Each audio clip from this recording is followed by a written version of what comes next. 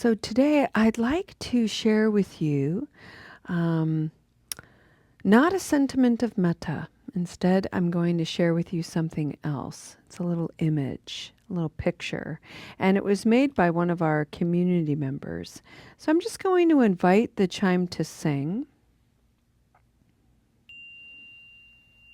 Oops, sorry, hang on.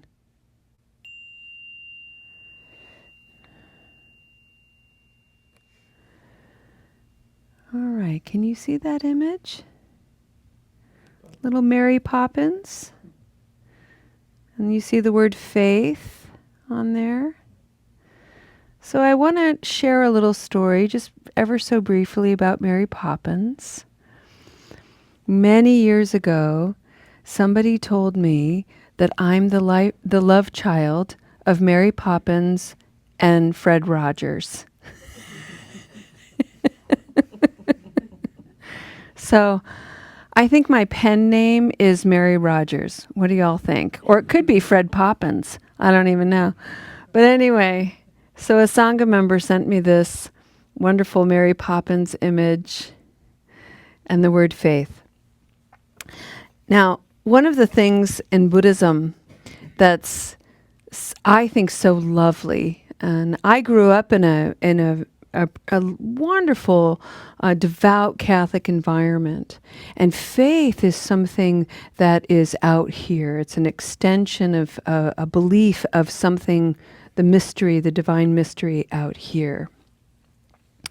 In Buddhism, faith is something else. Faith is translated as confidence. And faith is here at the level of the heart. And there's a word called saddha, and it's spelled Saddha, saddha. And when I think about cultivating confidence, cultivating faith in myself, I have to maintain a posture. So I'm going to close my eyes, and I encourage you to sink into this with me if you feel inspired to do so. Saddha is all about being and allowing yourself to be heart-led, where the balance of the body is being guided, led, tugged, if you will, at the level of the heart, that literal physical space. And the image that I like to think about when I'm practicing kind of bolstering my confidence, bolstering my self-faith, my self-regard, is I like to think of a tightrope walker. Now, this is an activity I would never do, not in a million years. I know myself. Even if somebody were chasing me with a machete, I don't know that I would get on a tightrope and walk over some wide open, vast expanse. I don't think I would do that. But people do. People intentionally walk tight ropes, tight wires. And how do they do it? Well, their gaze is never at their feet. Their gaze is always a little bit farther out of their feet. In yoga, it's to identify a drishti point, a point just slightly beyond where your feet are. And of course, very methodically, they're stepping one foot in front of the other. Arms are balanced. Sometimes they're holding a pole. But you'll notice their shoulders are back and down, head is parallel, heart is extended. They're heart-led to walk this tight rope, this narrow path, to stay in the middle way. And it's all very tight. It's all very precise. And I can't hold this posture for very long. You know, I'm a much more fluid, supple individual, so I like a lot of movement. But to walk a balanced tightrope, you have to be highly, highly concentrated. So just think about that when you're cultivating faith, when you're cultivating confidence. Concentrate your energy, concentrate your mind, concentrate your thoughts, concentrate your feelings. Bring it all in to the level of the heart. Roll the shoulders up and back. Expose the heart space. Be vulnerable with it. Let it lead. Let it guide.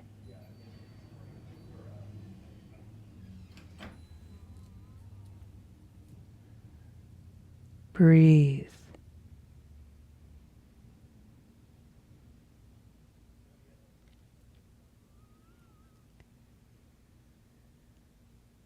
I'm offering this to you today as a foundation for a couple of the things that we're going to read today from Shantideva. On Wednesdays, we've been exploring the work of this 8th century monk who created this extraordinary work called The Guide to the Bodhisattva's Way of Life. A bodhisattva is an individual, a wise friend, who has made a dedication of their life to be of service to others, to bring others to awareness, to enlightenment, to faith and confidence. We've been studying this book for a couple of years, and we're on the last chapter, and this is all about the dedication of merit. And in our Recovery Dharma meetings, there's a dedication of merit. It signals the end of the practice. And for some people, it's like, yay, we're finally at the end. And that's okay. That can happen. However, the dedication of merit as a practice is a sacred act. It is a recognition that any time you come into practice, no matter where you are, no matter how you're feeling, whether you're in a good mood, whether you're in a bad mood, whether you are sober, whether you have used, it doesn't matter. What matters is that you have shown up, you've come into the presence of the 3 jewels, you've listened to the Dharma, you've had an opportunity to be present to your heart and the hearts of many others. This is so good. When you think about all the things you could be doing in this moment, and this is what you've prioritized, it is extraordinary. There are 8 billion people on the planet. 50 or so, I don't know how many are here today, 40 or 50 people are here today practicing. It's amazing. And each one of you has the potential to share your merit, share this goodness with, I don't know, 5 other people, 10 other people, 2 other people. So let's say there's 50 people and each of us shares the goodness of this time with 2 other people. Look at how many more people. And it goes on and on and on.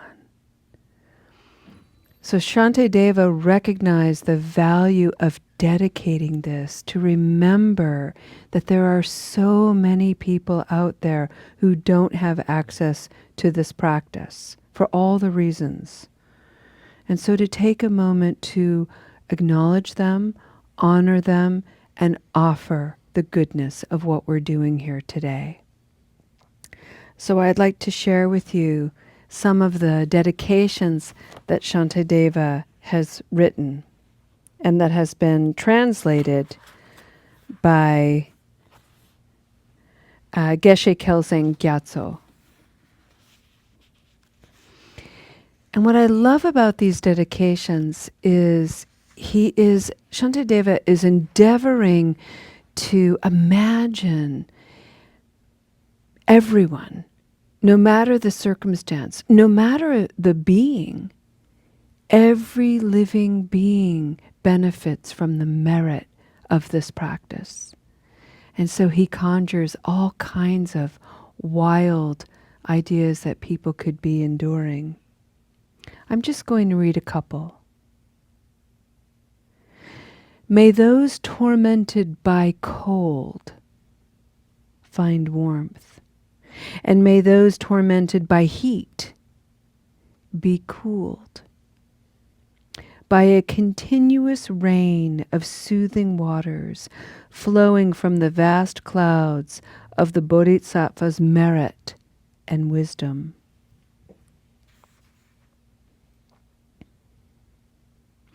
May the forest of razor-sharp leaves become a delightful woodland glade, and may the trees of splintered iron and piercing thorns transform into wish-fulfilling trees.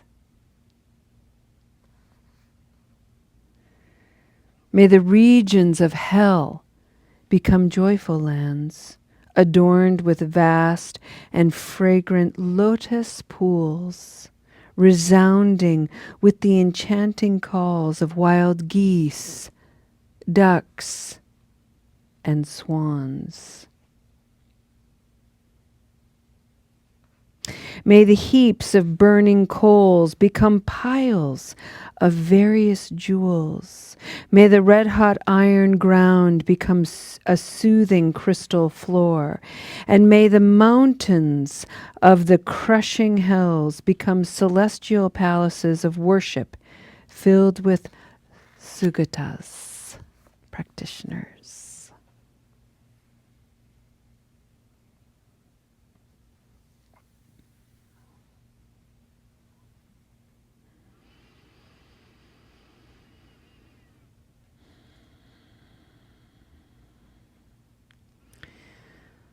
He's not saying this directly, but what I think he's encouraging is look at the conditions of your own life. If your life is hot and fiery, may the merit of this practice bring cooling. If the conditions of your life are hellish and chaotic, may the merit of this practice bring clarity and ease. If the conditions of your life are disappointing and lonely, may the merit of this practice encourage possibility.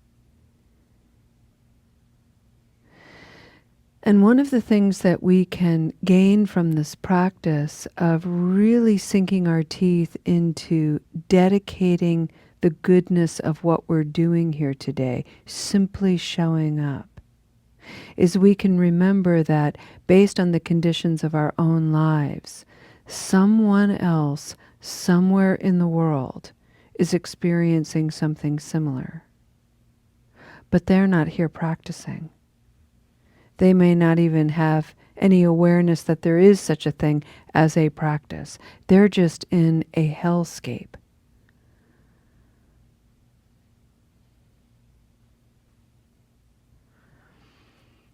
So we, in this practice, can use our own hell realm,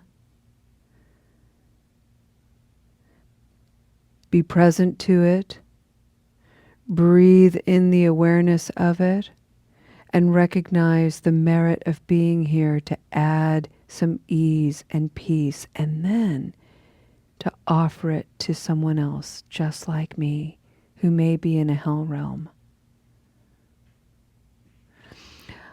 I'll give you a very specific example of how I use this practice. every time I go to Walmart is a hell realm for your friend Julia.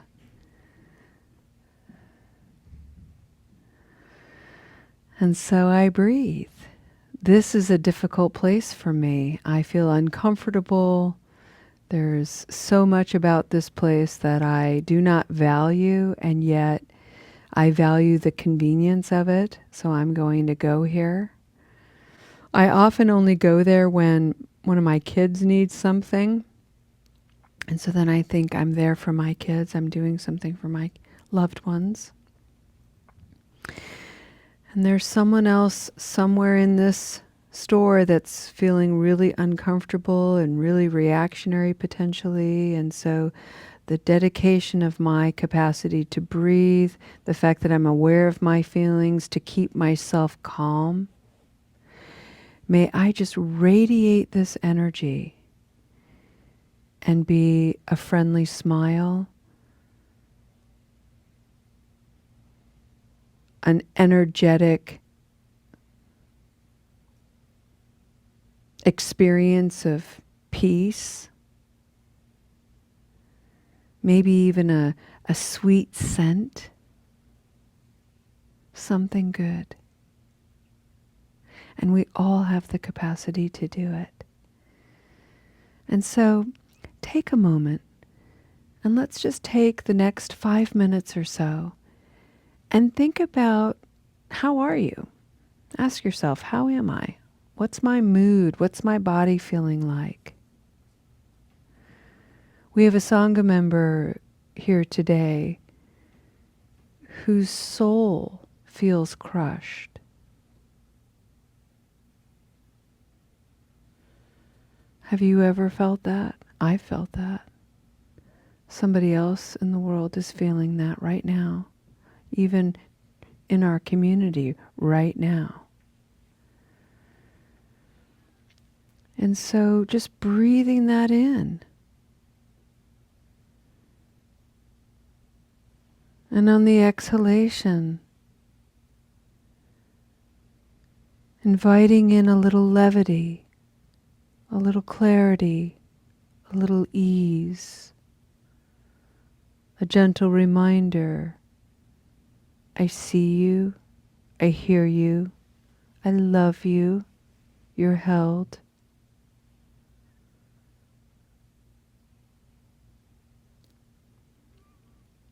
May anyone whose soul feels crushed and diminished feel the merit of this practice and our presence.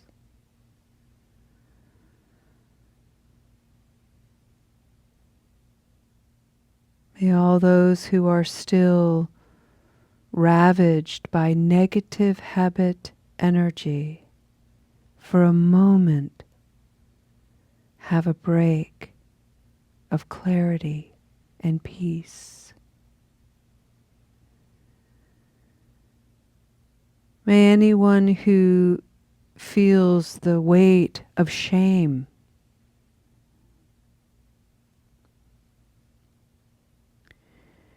catch a glimmer, a flicker of encouragement from this practice. Allow your own imagination to come up with whatever's coming alive for you, and enjoy the goodness that you co-create in this place, in this community, in this practice.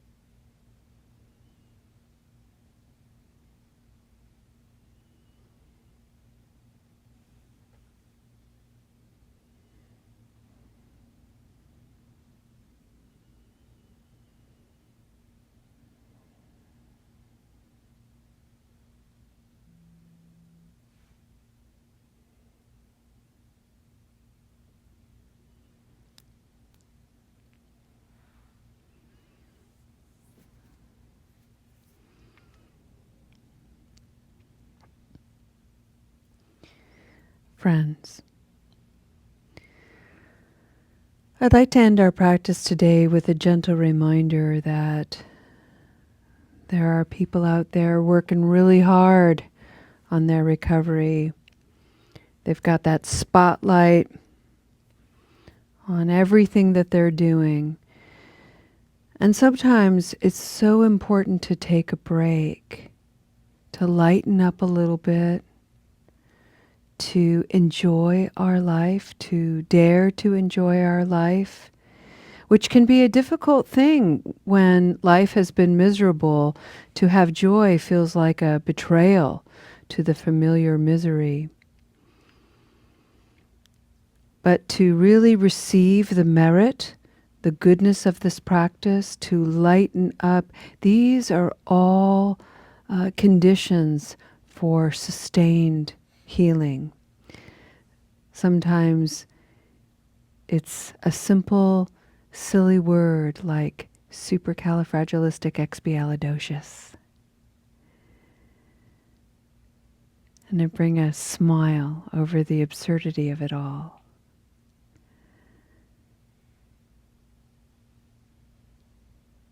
Enjoy the goodness of what you bring and the way you inspire so truly and deeply.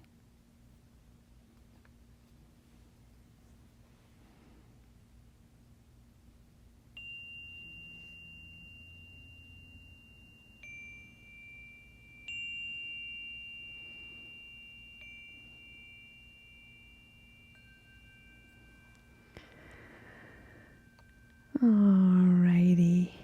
Let's go ahead and end our practice with a dedication of merit. And let's read Recovery Dharma's dedication. And I'll read it in the Julia way, which is nice and slow. And let me see if I can find it. Oh, I got kicked out. Oh, Doc kicked me out again. He did it again. He's so funny. All right. That's all right. All right.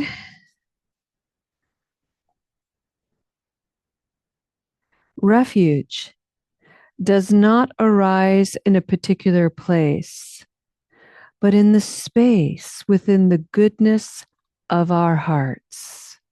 Refuge, sada, confidence, faith, heart-led. When this space is imbued with wisdom, respect, and love, we call it Sangha. Oh, gosh, that just makes me want to cry. So all of us are in each other's hearts, whether we want to be or not. We are. So we hope that the pain of addiction, trauma, and feeling apart actually leads us back toward the heart, and that we might understand compassion, wisdom, and change ever more deeply. As we have learned from practice, great pain does not erase goodness, but in fact informs it. May we make the best use of our practice and whatever freedom arises from our efforts here today. May this be a cause and condition for less suffering and more safety in our world. And I'd like to add, may your presence, may the refuge that you've cultivated in your own heart today radiate out into the world in all your interactions. May it bring warmth, brightness, joy, maybe even a little mischief, leniency, care. Thank you so much for your practice here today, friends. We'll see you next time. Namaste.